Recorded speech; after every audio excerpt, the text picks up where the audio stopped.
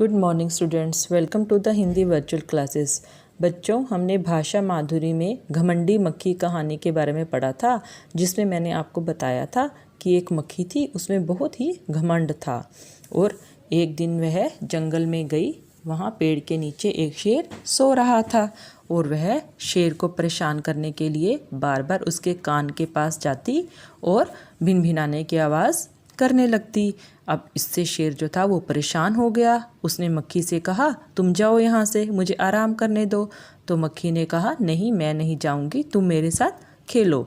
तो शेर ने कहा, मुझे तुम्हारे साथ नहीं खेलना, यह मेरे आराम करने का समय है, तुम यहाँ से चली जाओ, नहीं तो मैं तुम्हें मुट्ठी में मसल कर रख दूँगा। तो वह अब हम इसकी कहानी आगे पढ़ेंगे। तो मक्खी ने बोला कि मैं नहीं जाऊंगी, क्या कर सकते हो तुम मेरा। तो यह कहकर मक्खी जो थी वो शेर के गाल पर बैठ गई।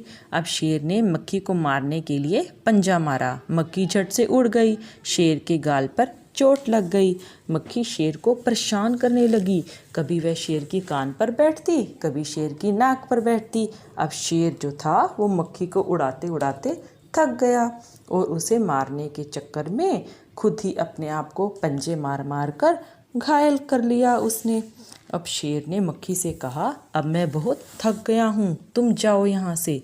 तो मक्खी को लगा कि शेर जो है वो उससे हार गया है। इस प्रकार उसे घमंड आ गया और वह घमंड में आगे बढ़ गई। अब सामने से हाथी दादा आ रहे थे। उन्होंने मक्खी से पूछा, क्या बात है, तुम बहुत खुश नज़र आ रही हो। तो मक्खी ने जवाब दिया, पता है, मैं बहुत ताकतवर हूँ, मैंने शेर को भी हरा दिया है। हाथी मन ही मन हंसा।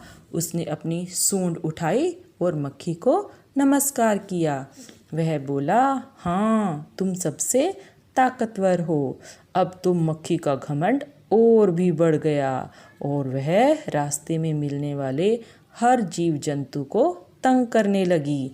तो बच्चों, जितनी कहानी हमने पढ़ी है, आप उस कहानी को ध्यान से पढ़ेंगे और हम इसके आगे की कहानी अगले हिस्से में करेंगे।